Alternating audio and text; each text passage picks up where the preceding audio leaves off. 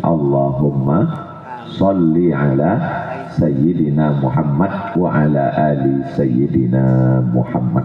Semoga kita semua mendapatkan syafaat Nabi Muhammad sallallahu alaihi wasallam. Amin ya rabbal alamin. Mudah-mudahan Ustadz Hamad, Ustadz Lukman, Ustadz Salim Afillah panjang umur, sehat badan, berkah ilmunya untuk kita semua. Begitu juga dengan bapak-bapak, ibu-ibu, hadirin, hadirat, muslimin, muslimat, solihin, solihat yang belum kawin dan belum sunat.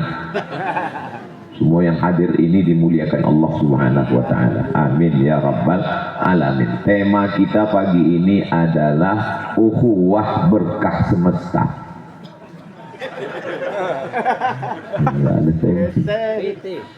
Oh, itu nama PT.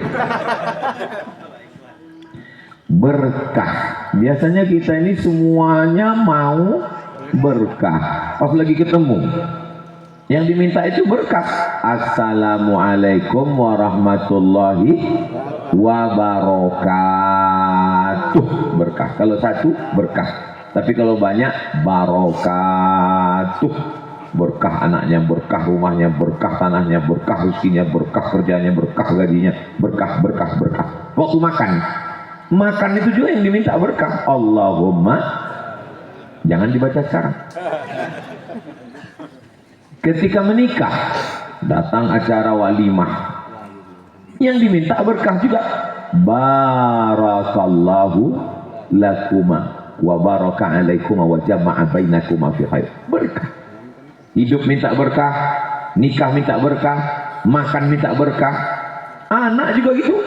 Pas lagi ada acara akikah kita datang yang punya anak bawa anaknya. Doanya apa? Barakallahu laka fil mawhub wa syakartal wahib wa ruzikta birrahu wa balagha asyuddahu. Yang hafal, yang enggak hafal gerak-gerakkan aja dulu.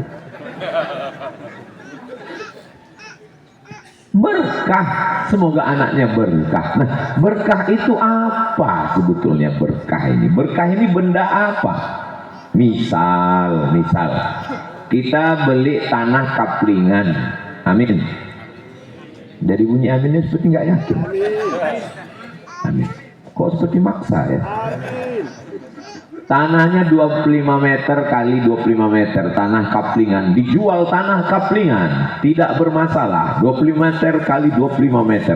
Ustadz Salim Afillah beli, Ustadz Lukman beli, Ustadz Hamad beli, Ustadz Somad beli, Ustadz Iqbal beli, kita semua beli. Semua tanahnya sama, podo sami mawon. Sama, nggak ada beda. Tapi kemudian tiba-tiba barokah ya beruku barokah. Barokah ya beruku artinya ada onta yang turun. Onta datang tiba-tiba turun, itu bahasa Arabnya berkah. Tiba-tiba datang seekor onta dan onta itu turun di tanah saya. Kok di tanah saya? Ya saya yang ceramah. Padahal ada tanah Ustadz Ahmad, ada tanah Ustadz Lukman, ada tanah Pak Iqbal, ada tanah Ustadz Salim. Tanah ontanya turun di tanah saya. Sekarang saya tanya, di antara tanah kaplingan ini tanah siapa yang berkah? Memang berat mengakui keberkahan orang lain. Yang berkahnya tanah saya. Orang ontanya datang ke tempat saya. Kenapa tanah saya berkah? Saya dapat daging onta, saya dapat darah onta, saya dapat tulang onta, saya dapat hewan tunggangan onta, saya dapat berkah. Tanahnya sama, harganya sama, RT-nya sama, kadesnya sama, tapi tanah saya tanah yang berkah. Ini sofa. Apa itu sofa, Bapak Ibu? Kursi. Gunung, banyak gunung Merapi, Merbabu, Gunung Sibayak di Sumatera Utara, gunung banyak. Tapi kenapa bukit Gunung Sofa ini yang berkah? Yaitu hak prerogatif Allah Subhanahu wa ta'ala.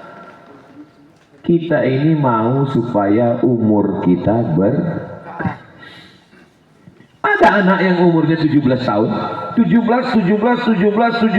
Tapi yang 17 ini hafal Quran. Di masjid mana? Masjid Al-Ma'ruf. Allahu Akbar. Yang ragu tepuk tangan, dia pikir Al-Ma'ruf yang mana? Ya iki, Ma'ruf yang itu. Ada anak umur 17 tahun hafal Quran, bisa bahasa Arab, bisa baca kitab. Tapi ada anak yang umur 17 tahun ngambil uang bapaknya. Dari mana tahu? Dari fotokopi KTP bapaknya dipoto untuk ngambil pinjol. Pinjaman online. Untuk apa? Judol.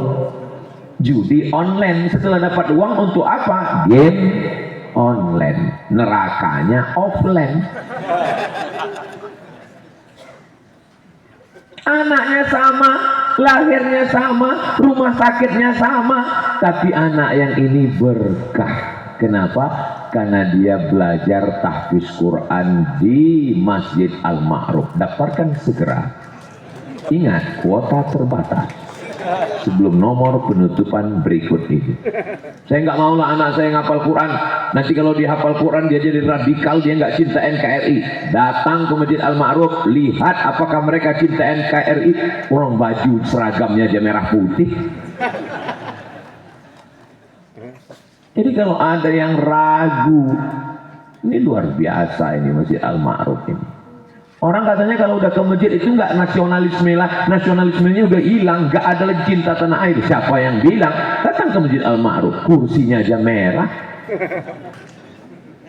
merah darahku, putih tulangku. Itu di tempat kamu. Tapi kalau di Masjid Al-Ma'ruf, merah kursiku, putih kendang. Tapi ngomong-ngomong masjidnya mana? Allah. Ada jamaah haji kita sampai ke Makkah, sa'i sudah ada Safa Marwah, sudah sa'i, terdengar azan. Allahu Akbar, Allahu Akbar. Dia tanya, langgarin di apa yang dimuliakan Allah Subhanahu wa Ta'ala.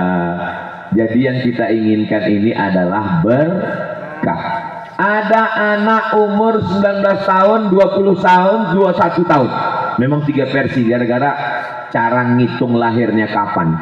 Ada yang bilang dia umur 19, ada yang bilang dia umur 20, ada yang bilang umur 21.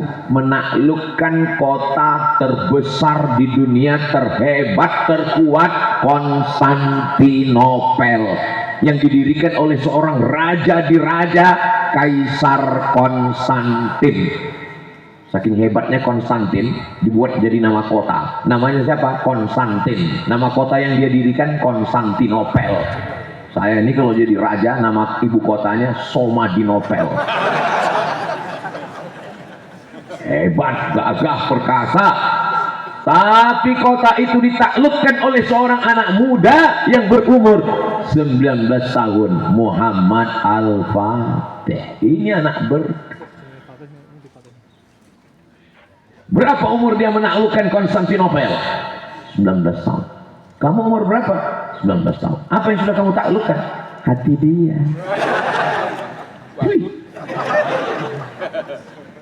Berkah. Jadi kalau mau anaknya berkah, masukkanlah dia ke tahfiz Quran. Iya Pak Ustadz, memang udah ada tahfiz Quran, tapi kan nggak bisa tidur di masjid, nggak bisa. Peresmian rumah Ustadz dan asrama santri. Ustadz Somad nggak pernah membebaskan tanahnya, nggak pernah iuran bangun gedungnya, tapi pas acara peresmian, pemencetan tombol, nanti langsung terbuka itu layar. Mana dia? Itu. Sengaja dipasang 2 orang di atas gitu. Untuk apa? Mana tahu macet supaya nanti. Saya tahu tugas kalian di atas. Hai guys.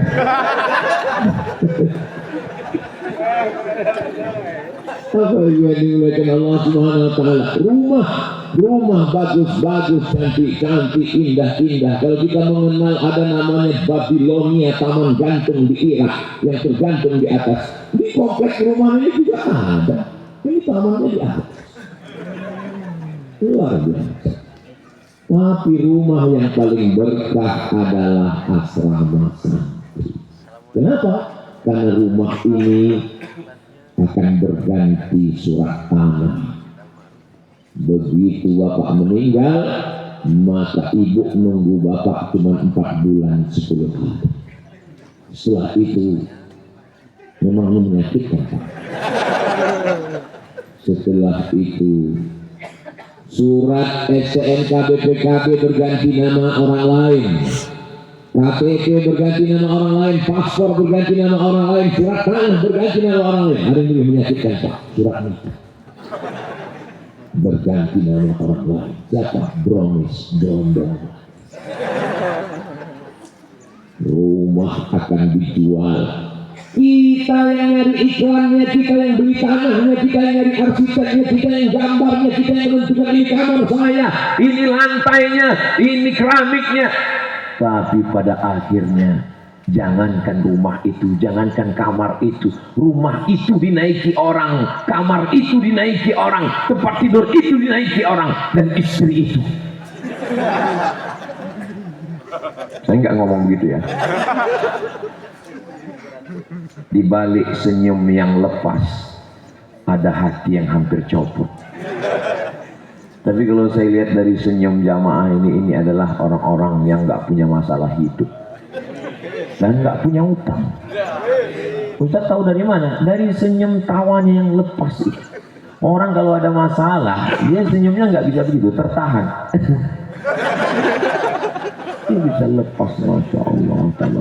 Mudah-mudahan yang ada utang segera lunas. Banyak juga kan. Berkah. Jadi siapa yang mau rumahnya berkah, selesai acara ini segera datang ke pengurus Masjid Al-Ma'ruf, wakafkan semua rumah ini. Saya mau rumah ini berkah, Pak Ustaz. Ustaz Somad, setelah saya lihat santri-santri tahfiz Quran Al-Ma'ruf gak cukup, ini rumah asrama santri, maka itu ada rumah saya wakafkan, Pak Ustaz. Rumah siapa? Ibu. Rumah sopo itu? Ya Raisa. Yang diwakafkan itu adalah rumah, kok rumah orang? Nah, kita orang datang ke rumah ke Ustaz Salim dengan Ustaz Lukman dengan Ustaz Hamad. Alhamdulillah Pak Ustaz, iya, rumah Ustaz sudah siap kami wakafkan. Saudara yang dimuliakan Allah Subhanahu wa taala, kalau mau anaknya berkah, jadikan dia menghafal Quran. Anak yang hafal Quran murajaah ngulang hafalan 1 hari 2 juz. Oh, kalau cuma 2 juz enteng. Saya 3 juz, Pak Ustaz, juz melon, juz pokat, juz mangga. Anak yang hafal Quran ngulangi hafalan Qurannya, takut lupa 1 hari 2 juz, 1 bulan khatam 2 kali, 1 tahun khatam 24 kali. Maka bapak ibu berkah karena 1 tahun dapat kiriman paket 24 kali khatam. Mau? Daftarkan segera. Ingat, kuota terbatas. Saya mau anaknya berkah, Pak Ustaz. Saya mau anaknya berkah, Pak Ustaz. Enggak ada jalan lain. Iya, tapi kalau anak saya ngapal Quran, apakah dia bisa sekolah, Pak Ustaz? Quran aja hafal 30 juz. Makanya para tokoh-tokoh politik kalau sudah dekat pilkada, pilek, pada berdatangan semua ke rumah-rumah tahfiz Quran. Sudah berapa hafalannya, Dek? 30. Tingkatkan lagi ya. 30 itu udah mentok, Pak. Tingkatkan lagi, emang 35. Bapak Ibu yang dimuliakan Allah Subhanahu wa taala, doakan supaya anak Ustaz Abdul Somad hafal Quran. Ini Ustaz Salim, Ustaz Lukman, Ustaz Somad, Ustaz Hamad, keempat Ustaz ini yang Quran bersarang di kepalanya 30 juz dari Fatihah sampai ke An-Nas ada di kepala Ustadz Hamad, hafiz Quran 30 juz. Itu maka pecinya beda. Itu kalau putih kayak gini itu 30 juz. Kalau merah kayak gini juz 30. Saya terus terang kalau didudukkan dekat Ustadz Hamad, ini kenapa ada drone? Drone itu kalau malam pakai flash. Sallallahu alaihi. Siang-siang ngapain drone? Drone ini untuk memperlihatkan inilah perumahan yang berkah. Ini perumahan yang berkah.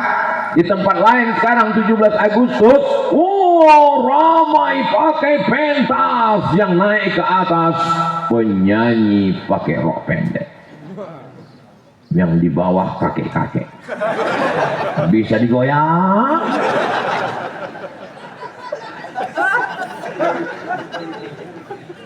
Ini 18 Agustus dan drone lah, kok drone-nya hilang? Untuk memperlihatkan begini kami memperingati Agustus. Dengan cara apa?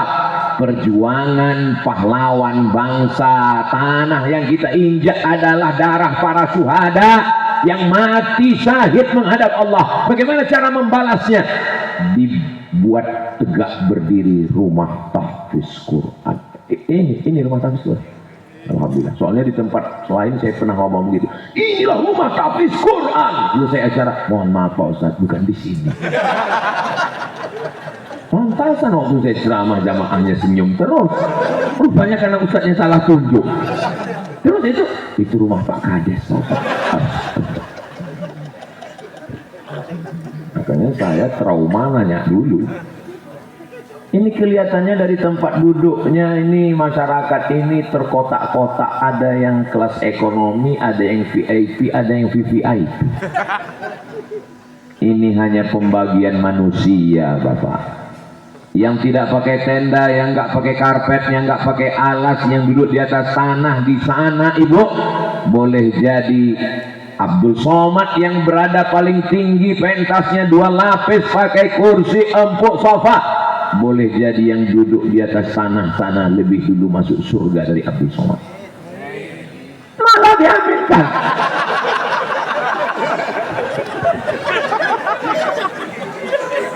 Memang betul. Padahal tujuan saya itu cuma mau ngibur yang nggak dapat tempat duduk. Kalaupun memang betul, nggak salah omongan saya itu. Tapi kalaupun diaminkan, pikirkan juga perasaan saya. Apa salahnya waktu amin itu nggak usah kuat-kuat? Kan bisa. Memang masyarakat perumahan Masjid Al-Ma'ruf ini nggak bisa diajak bersandiwara. Orangnya jujur-jujur semua. Saya tadi waktu datang kemari bangga sekali melihat ini baliho ramai. Saya sangka nyambut saya. Pas saya baca dekat-dekat, ayam geprek. Itulah ayam geprek yang berkah. Kenapa? Setiap petang dia kirim untuk anak-anak tahfiz Quran buka puasa hari Senin dan Kamis. Mengalir pahalanya. Ini selalu dikirim ayam geprek di sini. Alhamdulillah Pak Ustadz, yang nggak laku semuanya. Saudara yang dimuliakan Allah Subhanahu wa taala, berkah semua, rumahnya berkah. Rumah yang besar tinggal, mobil yang besar tinggal, istri yang besar tinggal. Istri yang katanya sehidup semati mas, bohong. Aku hidup, kau mati. Ini harta yang kita cari pergi pagi pulang petang, peras keringat banting tulang. Ini harta kita bersama, bohong. Yang jelas itu nama hartanya gono gini. Kau begono, aku begitu. Tapi ada yang kekal abadi, yang mana la yuhabu, harta ini nggak akan bisa dihibahkan, wala yurasu, nggak bisa diwariskan, wala yubau, tidak bisa diperjualbelikan. Inilah harta yang berkah, rumah ustaz dan asrama santri. Kepada orang-orang kaya yang ada dari Sabang sampai Papua yang bingung hartanya mau jual kemana, datang ke Yogyakarta dan studi banding ke Masjid Al-Ma'ruf. Untuk apa? Untuk belajar. Jangan dulu, jangan tepuk tangan, masih banyak lagi. Datang kemari belajar bagaimana manajemennya, bagaimana cara buat rumah tahfiznya, bagaimana cara nyari guru tahfiz hafal Qur'annya, bagaimana mendidik anaknya sampai pada seragamnya, sampai pada murojaahnya, dan ijazahnya tetap nggak tinggal. Silakan ngapal Qur'an tetap punya ijazah SMP, SMA. Setelah itu nanti lanjut sesuai bakatnya masing-masing. Saya nggak mau anak saya hafal Quran nanti jadi ustadz kurus kayak Ustadz Somad. Enggak semua ustadz itu kurus. Ada yang tegap berotot, Ustadz Saleh. Ada yang muda dan ganteng. Saya kalau sudah duduk dengan Ustadz Hamad itu, terus terang, muda, ganteng, hafal Quran, saya nggak usah disebut. Masya Allah, tabarakallah. Mudah-mudahan anak-anak kita bisa ngikut jejak Ustaz Hamad. Saudara yang dimuliakan Allah SWT, anaknya berkah, rumahnya berkah, tanahnya berkah. Tapi yang paling saya bertanya-tanya dari tadi, mengganjal di pikiran saya, kok bisa pohon kelapa ini tetap bertahan yang bersih? Ketika yang lain sudah tumbang. Dari mana Ustaz tahu tumbang? Itu sudah bergelimpangan. Tapi dia tetap tegak berdiri sampai tetes santan penghabisan. Itulah mungkin kenapa anak-anak pramuka itu lambangnya pohon kelapa. Belum pernah saya ketemu anak pramuka lambang pohon jengkol. Kenapa kelapa?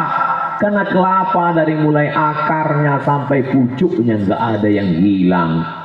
Akarnya kalau sudah kering dipakai untuk masak, batangnya yang rumah penyangga yang paling kokoh, paling kuat adalah batang kelapa. Pakai pasak, nggak bisa dipaku, pakunya bengkok.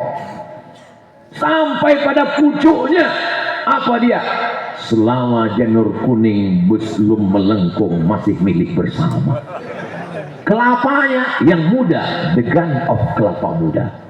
Yang tua bisa buat sayur, dipotong ada umbutnya, dimakan mentah, mantap. Di sayur pun luar biasa enak. Memang kalau belum sarapan nih bawaannya mau kuliner aja. Semuanya nggak ada yang sia-sia. Tapi perjuangan kelapa luar biasa. Kelapa yang ada di atas bisa ada air di dalamnya. Siapa yang nyuntik? Diisap air dari bawah batang naik sampai ke atas. Dan kelapa itu kalau sudah tua dia jatuh sendiri. Dan kelapa itu kalau jatuh bunyinya aja nggak enak. Mana ada kelapa jatuh bunyinya gedebuk. Kelapa bencong itu. Gedebuk. Begitu dia jatuh ke bawah, apa yang terjadi? Sabuknya dikoyak-koyak, disobek-sobek. Setelah sabutnya disobek, lalu kemudian dia dibelah. Kelapa tidak dibelah dengan parang yang tajam, tapi dibelah dengan yang tumpul, kelepok. Lalu terbuka. Setelah terbuka, kelapa menghadapi azab yang luar biasa. Dia diparut yang tidak pernah punya belas kasihan. Habis putihnya, tinggal hitamnya, gas terus. Apalagi kalau yang ngukur kelapa itu sambil ngobrol. Iya wes yang perang dino iku bojone rong teko itu. Sampai habis. Dan setelah kelapa itu dikukur, dia diperas. Diperas. Makanya kalau ada orang yang suka meras, itu berarti pernah kerja di pabrik kelapa. Meras terus. Orang-orang yang begini jangan sampai lulus CPNS. Dia akan peras rakyat, seperas-perasnya, sampai kabarnya terakhir ketawa pun akan dikeluarkan peraturan. Jangan ketawa terlalu besar, akan dikutip gajinya, ada pajaknya. Maka sebelum aturan itu diberlakukan, ketawalah sepuas-puasnya. Setelah diperas santannya keluar, lalu kemudian dimasak menjadi gulai, dimasak menjadi rendang, dimasak menjadi santapan yang enak, kuda segala macam. Dan apa yang terjadi begitu sampai pusing kepala sakit dan dinyatakan kolesterol gara-gara santan. Tapi dia masih tetap bertahan hari ini. Kenapa? Karena dia adalah simbol perjuangan. Saya sebetulnya sedang cocok-cocokkan.